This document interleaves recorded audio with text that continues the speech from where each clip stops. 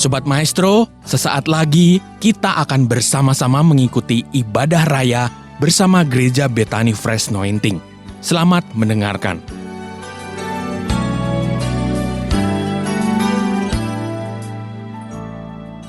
Shalom, bagaimana kabar saudara semua? Sehat, kuat, makmur, panjang umur, awet muda, diberkati Tuhan. Amin. Saudaraku, silahkan duduk semuanya. Sekali lagi, God bless you. Kita memasuki bulan April, bulan Paskah. Mari katakan sama-sama bulan apa? Bulan Paskah. Dan saudara, dalam 3 minggu ke depan, saya akan menyampaikan khotbah serial tentang salib Kristus. Tujuannya adalah supaya Bapak, Ibu, Saudara memahami salib bicara tentang dimensi vertikal dan horizontal. Tahukah saudara bahwa hari-hari ini beredar beras palsu, telur palsu, dan juga 2000 tahun yang lalu Paulus juga mengatakan sudah ada Injil palsu, saudara. Apa Injil palsu? Injil yang berdasar akan kasih Tuhan dicampur dengan perbuatan manusia. Maka dalam Galatia pasal yang pertama ayat yang ke-6 disebut demikian, kita baca sama-sama. Aku heran bahwa kamu begitu lekas berbalik daripada Dia. Yang oleh, baca sama-sama yang keras, 2, 3. Yang oleh kasih karunia Kristus telah memanggil kamu dan mengikuti suatu Injil lain. Saya ulangi, yang oleh kasih karunia. Katakan sama-sama, yang oleh kasih karunia. Saudara, dari sini kita tahu bahwa Injil Yesus Kristus dasarnya adalah kasih karunia. Bunda, amin. Amin, perhatikan saya. Injil Yesus Kristus dasarnya adalah kasih karunia. Kasih karunia tidak diupayakan oleh manusia. Kita enggak perlu berupaya untuk mendapat kasih karunia. Saudaraku, Paulus berkata, kenapa kamu begitu lekas berbalik daripada Dia? Yang oleh kasih karunia telah memanggil kamu dan, saudaraku, mengikuti Injil lain. Injil lain yang tentunya bukan Injil. Nah, Bapak Ibu, ini yang sedang beredar secara terstruktur dan masif, yaitu Injil yang lain. Sekali lagi bahwa Injil Yesus Kristus dasarnya adalah kasih karunia. Betul? Kita lihat, yang oleh, lebih keras baca sama-sama, yang oleh kasih karunia. Ya, ini dasarnya. Sementara, saudaraku, hukum Taurat itu sama dengan 4.300 agama yang lain. Hari ini, hari pertama saudara sebangsa beragama Islam berpuasa. Untuk apa sih mereka berpuasa? Saudaraku, sama dengan 4.300 agama yang lain termasuk agama Yahudi.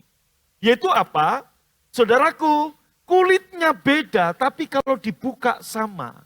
Dasarnya bukan kasih karunia, bukan pemberian, tapi perbuatan. Kita lihat dalam Galatia pasal yang ketiga, ayat yang ke-11. Dan bahwa tidak ada orang yang berkenan, dalam versi FIH berkenan, di hadapan Allah atau dibenarkan di hadapan Allah. Karena, baca sama-sama, melakukan hukum Taurat adalah jelas. Karena orang yang benar, baca, orang yang benar akan hidup oleh iman. Ayat 12-nya. Tetapi dasar hukum Taurat, baca, bukanlah iman. Dasar Injil Yesus Kristus, kasih karunia. Dasar hukum Taurat, perbuatan. Lihat bagian B, melainkan siapa yang melakukannya akan hidup karenanya. Nah, Bapak Ibu, saya mau Anda memahami dimensi salib. Sehingga, jangan dihilangkan dulu ayatnya, sehingga saudaraku, jika Bapak Ibu Saudara memahami ini, kita nggak kecewa dengan Tuhan, kita mengerti banyak orang Kristen berdoa, saudaraku, mengandalkan performa yang dia buat. Saya beri contoh, Anda pernah membaca satu kisah. Ada orang-orang datang kepada Yesus dan berkata, Tuhan, Rabi, tolong sembuhkan anak dari perwira A. Karena anaknya sakit, dia layak Tuhan tolong. Karena dia banyak membantu pembangunan rumah ibadah kami. Betul? Pernah dengar itu? Minimal hari ini kalau Anda belum pernah dengar sebelumnya. Betul? Saudaraku, kemudian Tuhan tolong. Nah, ini menjadi, saudaraku, ini dikhotbahkan bahwa seolah-olah dasar Tuhan menyembuhkan, dasar Tuhan menolong, itu karena orang ini sudah banyak melakukan perbuatan yang baik. Betul enggak? Saudara, itu bukan perkataan Yesus. Perkataan orang-orang yang masih ada di bawah hukum Taurat, yang berkata, Tuhan, Engkau layak menolong dia karena dia baik. Saudaraku, Tuhan menolong Anda, dasarnya bukan karena Anda baik, tapi karena dia baik. Karena Yesus baik. Bilang kiri kanan, Yesus baik. Amin. Sehingga Bapak Ibu, saya pernah bertanya-tanya kepada Tuhan. Satu kali saat saya masih muda, belum menikah, saya KKR keliling Indonesia. Saya doakan ada orang sakit, saudaraku, dan dia terkenal gini, dia bukan aktivis gereja, dia nggak rajin ibadah, dia sakit. Dan dia datang dalam sebuah KKR yang saya melayani waktu itu. Saya doakan dan dia terima mujizat, dia sembuh. Sementara ada satu aktivis gereja yang begitu rajin melayani Tuhan, punya sakit. Pendetanya bilang ke saya, Pak, tolong doakan aktivis ini pengurus gereja, ini majelis gereja. Saudara, dalam ibadah KKR yang sama, orang yang nggak rajin ke gereja malah sembuh, yang aktivis gereja ini nggak sembuh. Saya protes sama Tuhan, saya bilang, Tuhan kok nggak adil. Kenapa? Yang begini kok engkau sembuhkan, yang begini kok Tuhan nggak sembuhkan. Dia layak engkau tolong Tuhan, karena dia baik. Dia layak Tuhan engkau tolong, karena dia aktivis gereja. Saudaraku, bertahun-tahun itu ada bergejolak dalam hati saya pertanyaan ini. Sampai akhirnya saya tahu bahwa Tuhan menolong dasarnya bukan karena Anda aktivis gereja, bukan karena Anda berbuat baik, tapi karena apa? Karena dia baik, Anda percaya Tuhan akan menolong saudara. Maka kita nggak bisa berargumen sama Tuhan.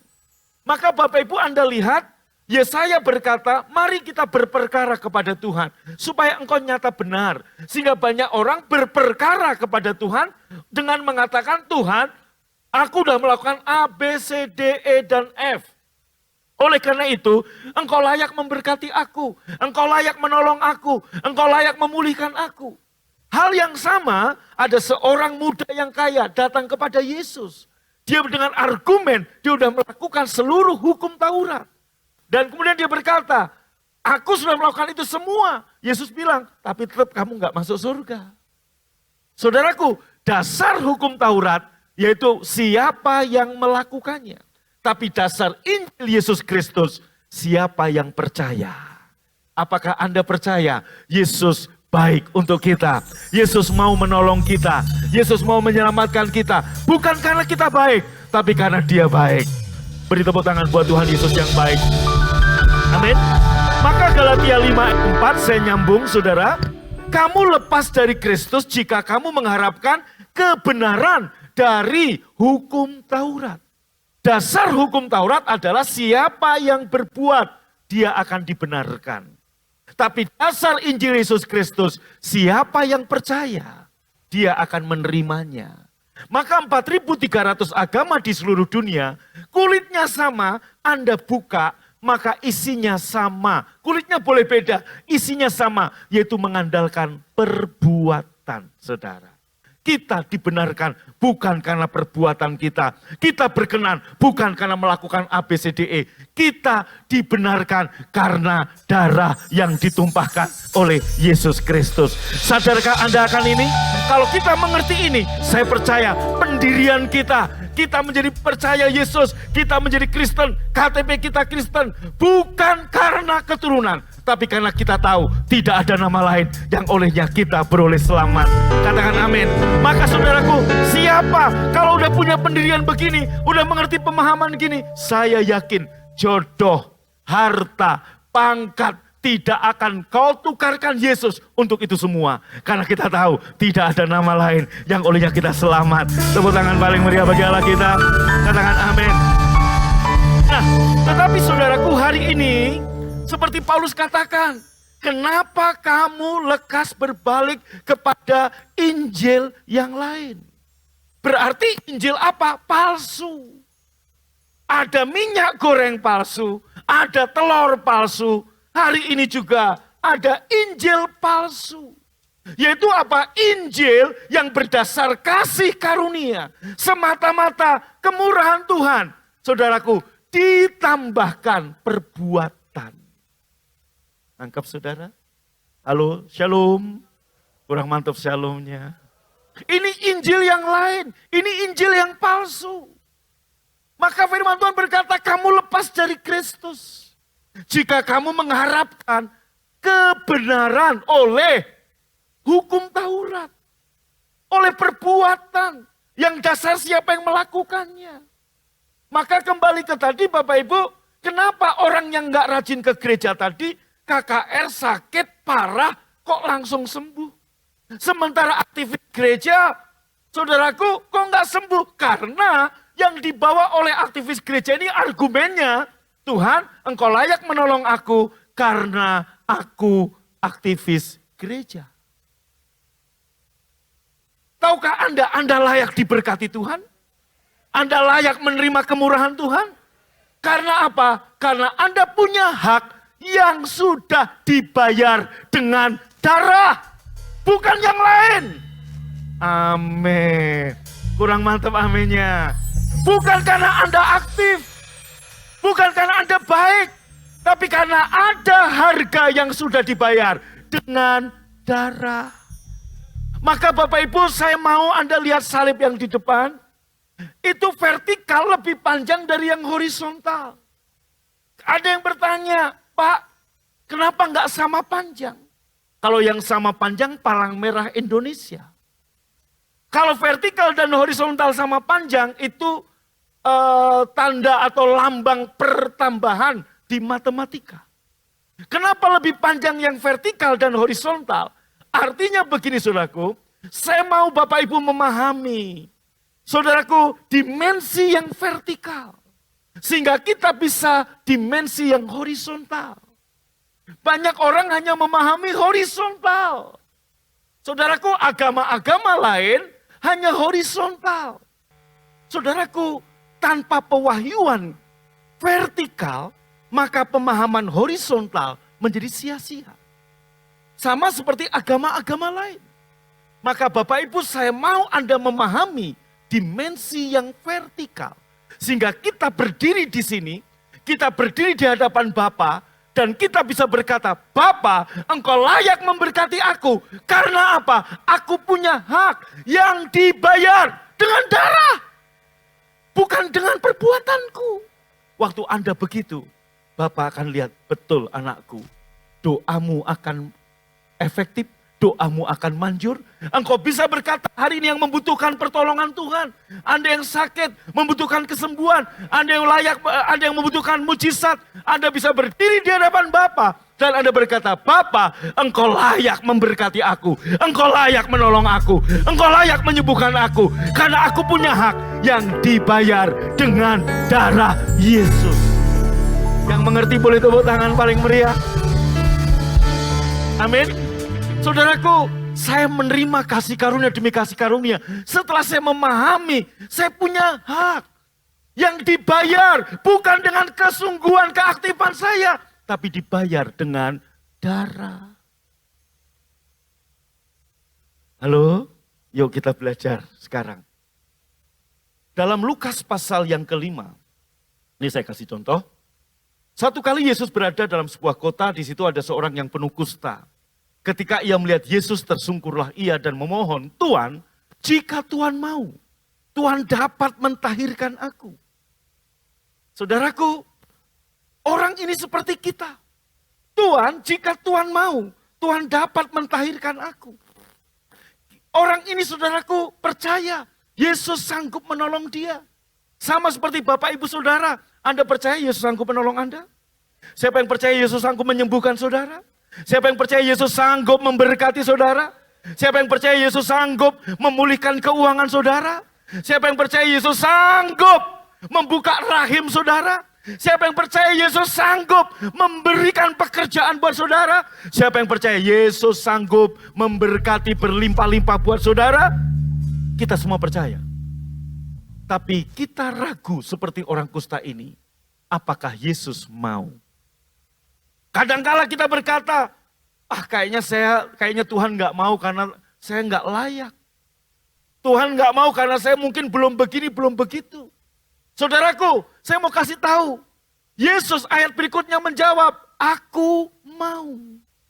Pagi ini juga saya mau kasih tahu saudara, Yesus bukan hanya sanggup, dia mau menolong, menyembuhkan, memberkati, memberi mujizat, memulihkan keuangan saudara. Yang percaya katakan amin. Dia sanggup dan yang setuju berkata yes. Amin. Anda mungkin berkata, Bapak sih nggak ngalami punya utang. Saya punya utang. Saya pernah ngalami. Tuhan bukan hanya sanggup, dia juga mau menolong saya. Nah saudaraku, Anda lihat Bapak Ibu, orang kusta ini sama seperti kita. Kita percaya Tuhan sanggup. Tapi apakah Tuhan mau? Kita merasa bahwa kita nggak layak. Nah, pengkhotbah perbuatan akan berkata Tuhan sanggup dan Tuhan mau. Tapi ada syaratnya. Kamu harus begini, kamu harus begini. Anda lihat, Yesus nggak ngomong syarat. Yesus hanya bilang, aku mau. Saat ada satu orang yang ketangkap basah berbuat zina. Saudaraku, hukum Taurat berkata, pergi, jangan bikin dosa dulu baru datang kepadaku. Tapi Tuhan berkata, aku ampuni dosamu, pergi dan jangan bikin dosa lagi. Saudaraku, perbedaannya jelas. Hal yang sama, Tuhan gak ngasih label syarat. Yaitu apa? Aku mau, jadilah tahir. Anda lihat saudaraku, secara hukum Taurat orang kusta diasingkan, dibuang. Dia kehilangan semuanya. Mirip dengan orang kena COVID 2 tahun yang lalu. Saudara, Anda yang mungkin pernah COVID di masa 2 tahun kemarin. Jangankan orang lain. Istrimu, suamimu, anak-anakmu, orang tuamu mengasingkan engkau. Kalau engkau COVID, engkau dikarantina. Maka istrimu waktu nganter makanan dia ketok-ketok. Pah makanannya. Ya, begitu suamimu jawab iya, kamu lari jauh-jauh. Suamimu buka kamar, makan. Setelah suamimu masuk, kamu semprot. Betul enggak? Ya toh iya, siapa yang pernah diperlakukan begitu? Waduh, 1, 2, menyedihkan toh. Istri sendiri saudaraku menghindar dari saudara. Enggak usah begitu. Betapa tertolaknya Anda. Halo? Kenapa orang yang kena COVID saudaraku? Ya di rumah sakit kok drop sekali? Karena itu. Suami, istri, anak, orang tua nggak boleh dekat, nggak boleh nengok. Harus dari jauh. Bikin imun tambah lemah. Orang COVID, saudaraku, karantina ada maksimalnya 2 minggu, paling 2 minggu lagi 1 bulan, negatif pulang. Orang kena kusta, 99% tidak sembuh. Orang yang kena kusta ini tertolak, pahit. Anda lihat hukum Taurat, mengajar, buang orang seperti ini, dikucilkan, keluar dari rumah. Tapi apa yang Yesus lakukan? Yesus, saudaraku, kalau menyembuhkan orang, Yesus enggak pakai satu metode, berkali-kali berubah-ubah metode. Satu orang buta, dia ngeludah ke tanah, oles-oles, taruh, sembuh. Satu lagi orang buta, dia nggak mudah ke tanah. Pergilah, basuhlah dirimu ke kolam Siloam. Anda lihat saudaraku, beda. Nah, tapi untuk orang kusta ini, apa yang Yesus lakukan? Dia menjamah orang itu, mengulurkan tangannya. Tahukah Anda, istrinya, suaminya, anaknya, keluarganya, kotanya menolak dia. Badan bau, busuk, melepuh, kulit kena kusta. Nggak ada orang yang mau berdekatan dengan dia. Dia tertolak sekian tahun. Tapi Yesus, Anda lihat, dia ulurkan tangannya. Yesus nggak ngomong, kamu begini dulu ya. Enggak, dijamah, diterima. Saudaraku, dia bukan hanya sembuh kustanya, tapi hati yang tertolak pun disembuhkan Tuhan. Hari ini dia mengulurkan tangannya, menjamah saudara. Dan dia berkata, aku mau memulihkan engkau apapun keadaanmu. Saudaraku, dia tidak jijik memandang saudara. Dia tanpa syarat. Dan tahukah Anda, boleh saya kasih tahu, saya tanya buat saudara, siapa yang tahu nama orang kusta ini? Yang tahu saya ajak makan siang hari ini free, gratis. Siapa yang tahu nama orang kusta ini? Nama orang kusta ini Agung Takariana. Nama orang kusta ini Petrus. Nama orang kusta ini Gatot. Nama orang kusta ini saudaraku Revan. Nama orang kusta ini Amen. Walaupun namamu Amen, kamu kena kusta saudaraku. Siapa nama orang kusta ini? Kita semua. Yesus mengulurkan tangannya, menjamah Anda, memeluk Anda, dan berkata, aku sanggup dan aku mau. Tepuk tangan buat kasih Tuhan yang luar biasa. Lebih meriah lagi katakan haleluya. Amin. Saudaraku, mari kita lihat ya, dimensi vertikal dan dimensi horizontal. Mana? Injil Yesus Kristus itu dua dimensi. Nomor satu, baca pertanyaan ini. Akankah kita beristirahat, rest, God already do the best? Atau kita justru sibuk melakukan perbuatan baik? Banyak orang Kristen hari ini sedang fokus pada nomor dua, melakukan perbuatan baik. Apa itu perbuatan baik? Ibadah. Apa itu perbuatan baik? Melayani Tuhan. Apa itu perbuatan baik? Menabur. Apa itu perbuatan baik? Menolong orang lain. Apa itu perbuatan baik? Semuanya dilakukan demi mendapat perkenanan Tuhan. Maka Injil Yesus Kristus vertikal dan horizontal, saya mengajukan dua pertanyaan ini. Akankah kita rest, berserah, percaya penuh bahwa semua perkenanan, semua kelayakan, semua kebenaran, semua bayaran sudah dibayar dengan darah Yesus? Siapa yang percaya? Kalau kita tahu Paskah, ini bulan Paskah, Tuhan sudah melakukan karya yang sempurna buat kita. Katakan amin.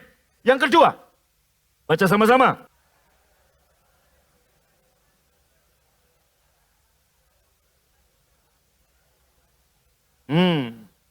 Coba Bapak Ibu, Anda lihat seperti tadi, ambil kunci deh. Kita lebih banyak fokus terpesona dengan kasih Tuhan yang mencintai kita tanpa syarat, cinta yang tak terselidiki, cinta yang tak terpahami, atau justru kita sedang berusaha untuk mencintai Tuhan dengan segenap hati. Bapak Ibu, maka Yesus menyimpulkan 10 hukum Taurat dengan dua jawaban. Kasihlah Tuhan Allahmu dengan segenap hatimu, dengan segenap jiwamu, dengan segenap kekuatanmu, dengan segenap akal budimu. Dan kasihlah, lihat kiri kananmu, sesamamu manusia seperti dirimu sendiri. Halo? Izinkan saya bertanya, bisakah Anda mengasihi Tuhan dan mengasihi sesamamu manusia seperti yang Yesus katakan tadi? Tidak. Nggak usah mengasihi Tuhan yang nggak kelihatan. Mengasihi sesama manusia seperti diri sendiri, bisa? Nggak usah jauh-jauh lah. Coba lihat istrimu, lihat suamimu di sebelah kiri kanan, sebelah kirimu. Apakah Anda bisa mengasihi istrimu, suamimu seperti kamu mengasihi dirimu sendiri? Dan itu konstan. Tetap saat istrimu pika sebelen, saat suamimu pika sebelen, apakah engkau bisa tetap berkata I love you? Me, I love you, me.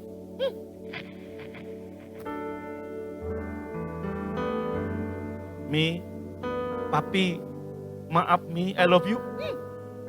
Bisa nggak?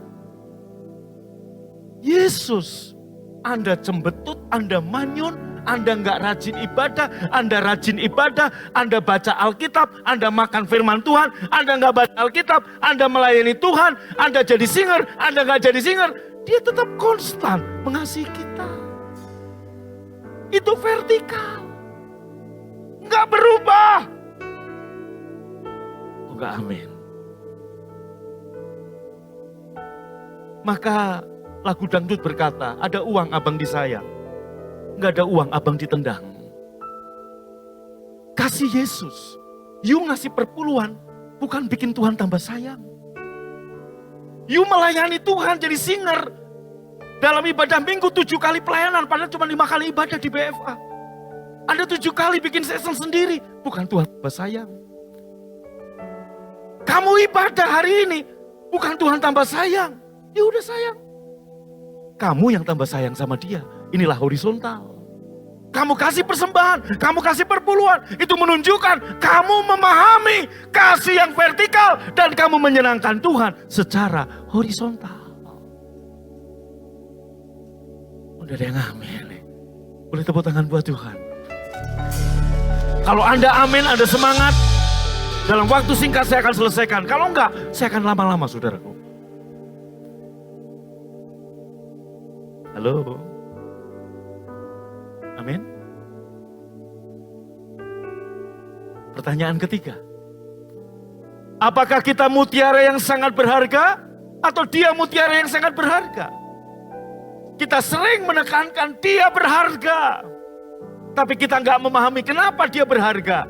Karena saudara berharga.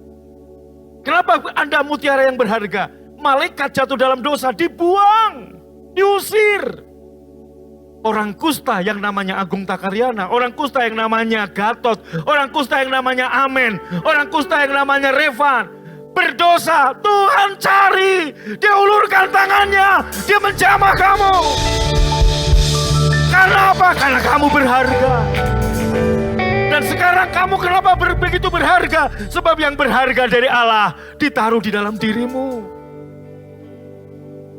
Maka saudara, pertanyaan yang kedua ini. Pertanyaan yang ketiga. Pertanyaan yang ketiga udah? Oke. Terus saudara. Jawabannya adalah ya. Dari semua pertanyaan tadi jawabannya adalah ya. Dua-duanya. Tetapi dengan pemahaman Anda harus punya pewahyuan dimensi yang vertikal.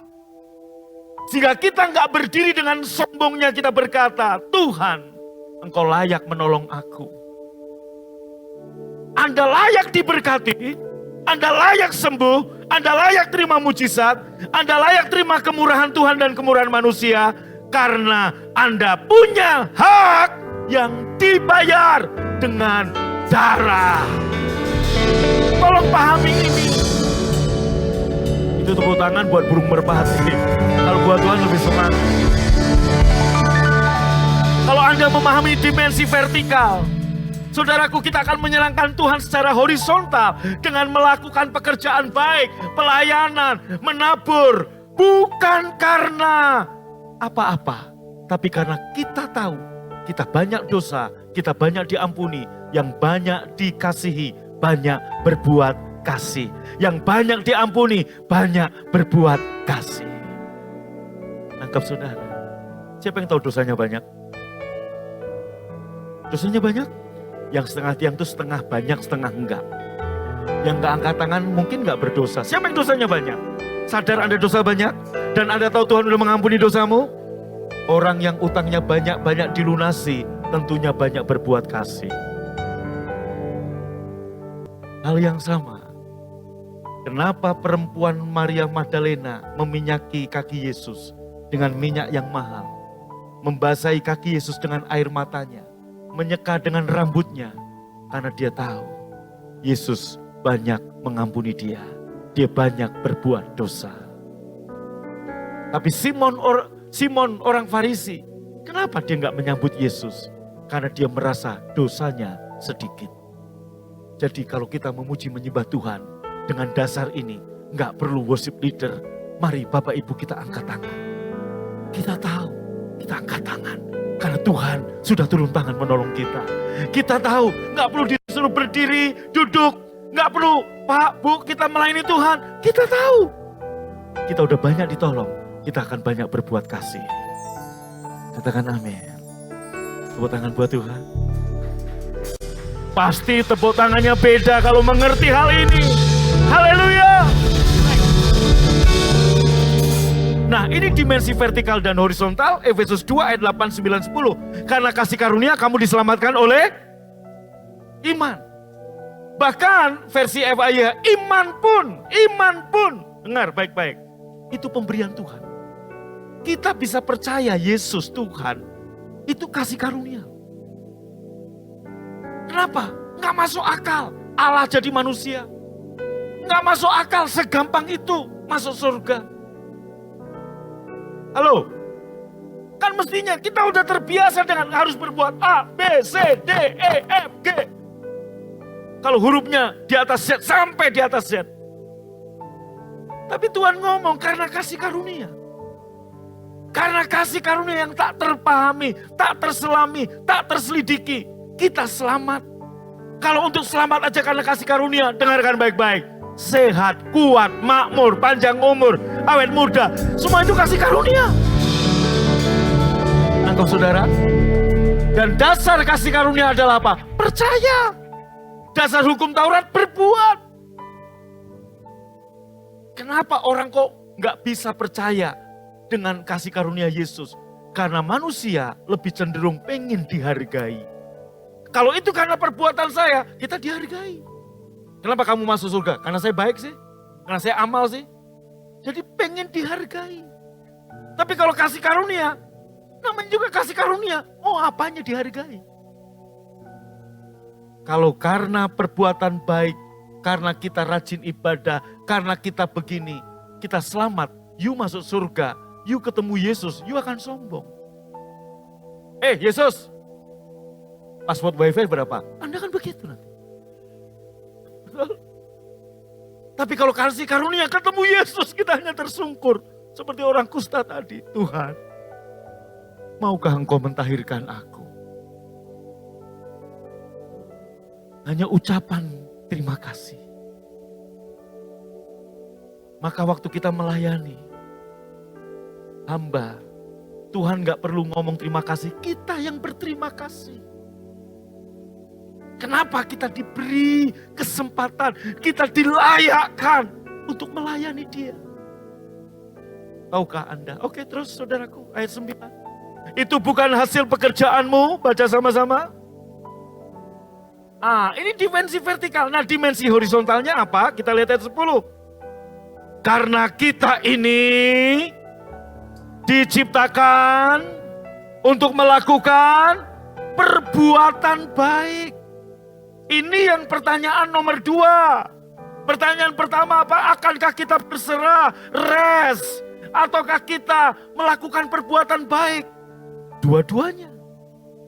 Tetapi dengan pengertian, dengan pewahyuan, dimensi vertikal, kita diselamatkan karena kasih karunia. Nah, kita ini tubuh Kristus yang ada di muka bumi. Kita melakukan pekerjaan baik. Apa pekerjaan baik? Mentaati perintahnya, menjauhi larangannya, berbuat menolong orang lain, beribadah, melayani pekerjaan Tuhan, mendukung Injil Yesus Kristus diberitakan, menabur persembahan, menabur persepuluhan. Saudara, itu realitas kita tinggal di dunia. Tetapi dengan pewahyuan, karena kita sudah menerima kasih karunia tanpa batas, tanpa syarat. Oh enggak, amin saudara. Yes, next saudara. Inilah dua dimensi kasih karunia Tuhan yang luar biasa dan tidak terselidiki. Dimensi vertikal. Kenapa lebih panjang, Pak? Supaya kita mengerti kasihnya. Nah, dimensi horizontal, tujuan Tuhan bagi kita yang telah menerima kasih karunia-Nya. Itu dimensi horizontal. Halo? Halo? Tahukah Anda, Tuhan menyelamatkan Anda, Tuhan mengasihi Anda, Tuhan memberkati Anda, itu vertikal. Tapi Tuhan punya tujuan, kenapa Anda masih ada di dunia. Yaitu untuk melakukan pekerjaan baik. Apa itu pekerjaan baik? Jawab sama-sama, angkat tanganmu. Ibadah, menjauhi larangannya. Betul? Melakukan perintahnya, menabur, melayani Tuhan, melayani pekerjaan Tuhan, menolong sesama, memperhatikan orang lain. Itulah dimensi horizontal. Siapa yang suruh Bapak Ibu turun tangan? Saya belum nyuruh turun tangan kok. Anda baru angkat tangan sebentar udah langsung turun. Yesus angkat tangan. 6 jam gak turun-turun saudaraku. Angkat tangan tinggi-tinggi dong. Tahu sekarang dimensi horizontalnya? Tujuan Tuhan bagi saudara yang telah menerima apa? Kasih karunia-Nya. Anda siapa yang udah menerima kasih karunia? Tuhan punya tujuan. Untuk apa? Untuk tinggal di bumi melakukan perbuatan baik. Tepuk tangan paling meriah, katakan amin. Terus. Salib dimensi vertikal dan dimensi horizontal. Next saudaraku. Dimensi vertikal, baca sama-sama.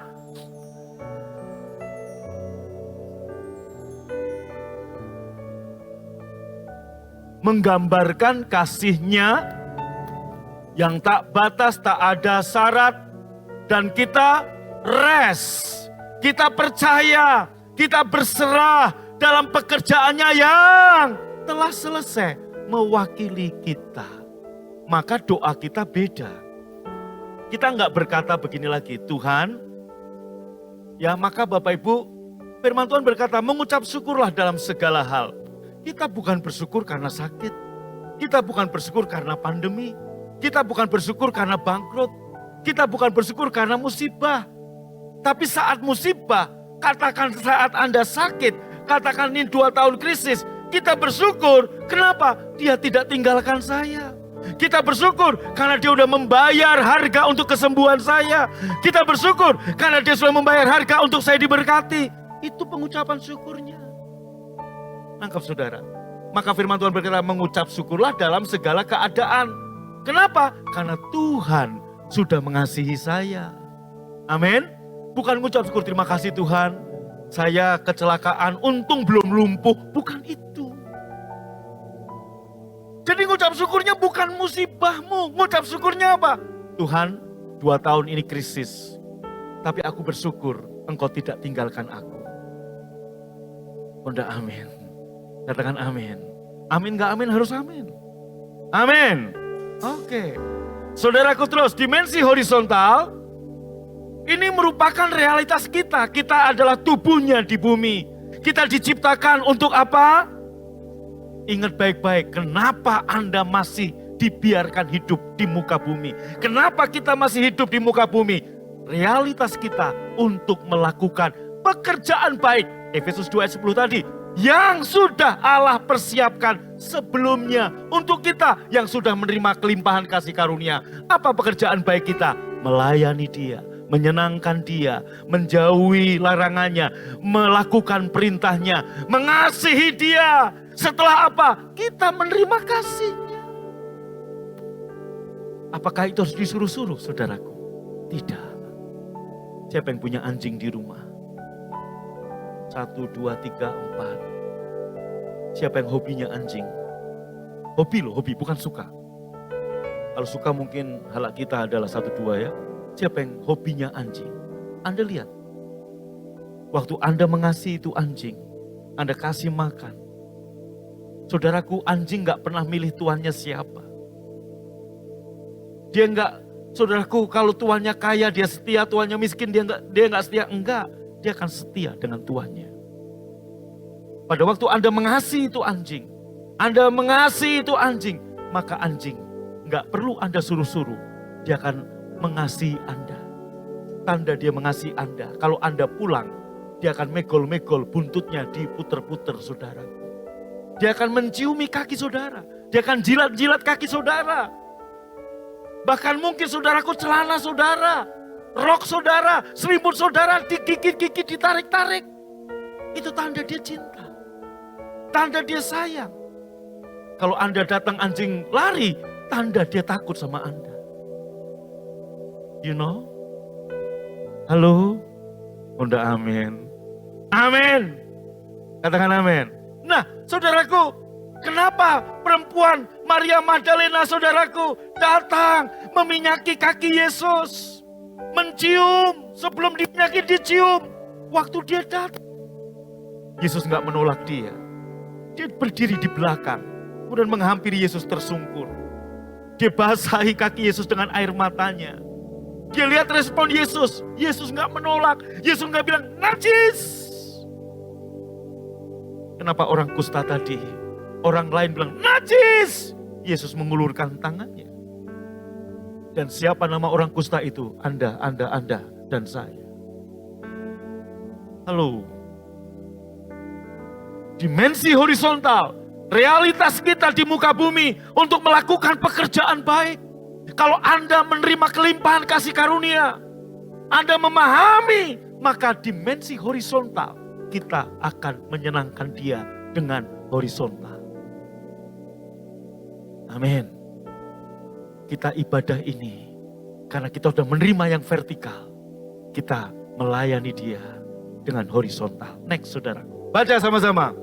Saya punya hak yang dibayar untuk hidup penuh. Percayakah Anda ini hak Anda? Bukan karena Anda baik, tapi sudah dibayar dengan apa? Kalau Anda mengerti ini, mulai hari ini engkau akan lihat hidupmu penuh kemuliaan. Masa depanmu penuh kemuliaan. Karena sudah ada bayarannya. Siapa yang bayar? Yesus. Dengan apa? Darah. Dan hak itu diberikan kepada saudara. Amin. Anda punya hak untuk kehidupan yang baik di atas rata-rata. Dalam keuangan, dalam kesehatan, dalam akademik. Anda yang study, dengar baik-baik. Dalam segala hal, siapa yang punya hak? Kenapa Anda punya hak? Kenapa Anda punya hak? Anda layak untuk hidup sehat, kuat, makmur, panjang umur. Karena Anda punya hak yang dibayar dengan darah Yesus. Anda yang membutuhkan kesembuhan, Anda layak sembuh. Bukan karena Anda menabur, bukan karena Anda berbuat baik. Karena Anda punya hak yang dibayar dengan darah. Kalau begini, Anda mengerti ini, kamu gak komplain sama Tuhan. Kamu gak ngomong sama Tuhan, Tuhan saya berdoa sehari 3 jam, kenapa Tuhan gak sembuhkan saya? Salah. Dasar doamu salah. Tapi kalau begini Anda ngerti, saya punya hak. Kita bisa berdiri di hadapan Bapa. Saya layak selamat, karena saya punya hak yang dibayar dengan darah Yesus. Saya layak, kuat, sehat, makmur, diberkati, karena sudah dibayar dengan darah Yesus. Enggak, amin. Anda yang sedang berdoa untuk keturunan. Saya layak punya keturunan. Rahim terbuka. Karena saya punya hak yang dibayar dengan darah. Saat anakmu sakit, kamu bisa berdoa kepada Bapamu. Dan berkata, anakku layak sembuh. Karena anakku punya hak yang dibayar dengan darah Yesus. Anda yang punya bisnis, pekerjaan. Dengan iman seperti ini, dengar baik-baik. Dasarnya bukan kamu layak karena perbuatanmu, kamu layak karena kamu punya hak yang sudah dibayar dengan darah Yesus. Maka hari ini apa mujizat yang kau perlukan? Apa kesembuhan yang kau perlukan? Apa promosi yang kau perlukan? Engkau layak menerima semua itu karena engkau punya hak yang dibayar dengan darah Yesus. Maka berdiri. Kasih-Mu ya Tuhan, yang Kau limpahkan dari yang Kau sediakan bagiku. Oh, sembah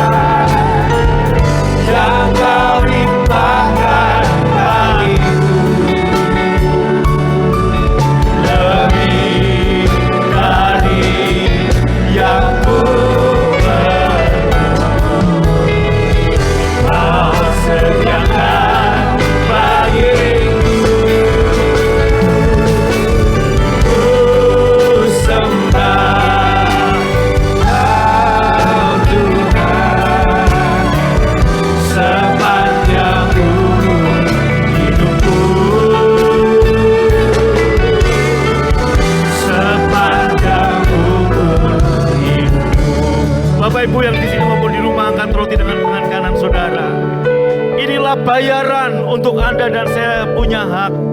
Sehingga Anda dan saya layak untuk diberkati, untuk menerima semua berkat Tuhan. Anda dan saya layak untuk menerima keistimewaan. Anda dan saya punya hak dan layak untuk menerima kesembuhan, untuk menerima mujizat, untuk menerima pertolongan Tuhan. Bukan karena apa yang kita lakukan, tapi karena sudah dibayar dengan darahnya. Yesus mengambil roti, mengucap syukur, memecah-mecahkannya, memberikan pada murid-muridnya dan berkata, inilah tubuhku yang dipecah-pecahkan bagimu. Ambillah, makanlah. Yang percaya ini tubuh Yesus, ambil dan makan dengan hormat dalam nama Yesus.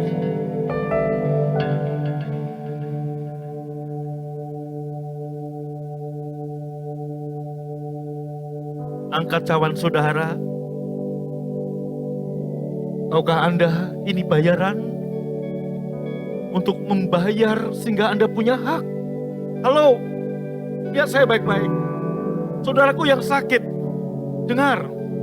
Ada satu ibu yang khawatir ada kista di rahimnya. Ada satu orang yang khawatir ada kanker. Dengar, engkau layak sehat, engkau layak kuat. Karena engkau punya hak yang dibayar dengan darah. Engkau yang hari ini secara keuangan hidup pas-pasan, bahkan kekurangan. Saya mau kasih tahu saudara, engkau layak hidup di atas rata-rata.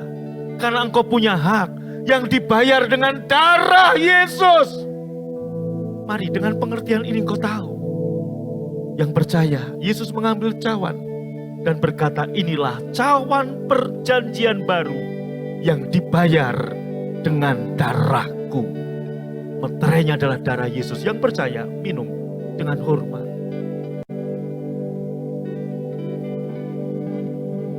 Kami punya hak yang engkau bayar dengan darah. Maka pulang dari sini, kami bisa berkata kepada Bapa, Bapa, kami layak karena kami punya hak yang anakmu bayar, Yesus dengan darahnya. Maka kami bersyukur, kami sehat, kuat, makmur, panjang umur, awet muda, diberkati Tuhan. Hidup di atas rata-rata, layak menerima berkat Tuhan, layak ditolong Tuhan, karena ada seorang yang sudah membayarnya. Sebagai tanda syukur kami mau menyenangkan Engkau secara horizontal, yaitu dengan persembahan kami, dengan persepuluhan kami. Kami ada di muka bumi untuk melakukan perbuatan baik, pekerjaan baik. Salah satunya dalam melayani Tuhan dengan waktu, tenaga, dan uang kami. Berkati semua tangan yang memberi, yang menabur. Dan sebelum kami pulang, kami terima berkat Tuhan. Pulanglah dan terimalah berkat yang berlimpah-limpah dari Bapa di surga, cinta kasih dari Tuhan Yesus, persekutuan yang manis Roh Kudus menyertai memberkati engkau dari sekarang sampai selama-lamanya. Yang percaya dan diberkati berkata, amin. Sobat Maestro, Anda baru saja mendengarkan ibadah raya bersama Gereja Bethany Fresh Anointing. Terima kasih atas kebersamaan Anda. Selamat hari Minggu dan Tuhan Yesus memberkati.